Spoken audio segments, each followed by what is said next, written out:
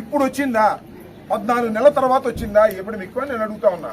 అంతేనా? ఇంక లేకపోతే ఆయన కలెక్టర్గా ఉన్నప్పుడు శానిటేషన్ లేకపోవడం వల్ల వచ్చిందేమో. ఆయన కూడా మన గుంటూరు జిల్లా కలెక్టర్గా చేశాడుగా. ఇంకొక ఆశ్చర్యం వేసింది, మీ అందరికీ మనవి చేస్తున్నా.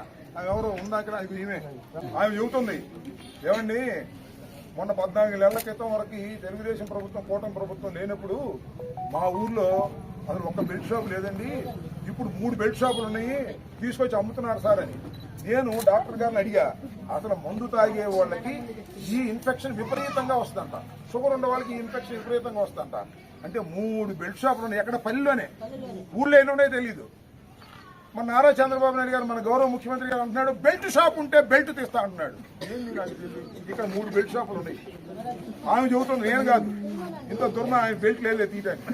ఇది పరిస్థితి, ఇది దుర్మార్గమైనటువంటి ఆలోచన. కాబట్టి సారాకి ఇచ్చినటువంటి ప్రాధాన్యత, మందుకి ఇచ్చినటువంటి ప్రాధాన్యత ప్రజారోగ్యానికి ఇవ్వడం లేదు, నీళ్లకు ఇవ్వడం లేదు.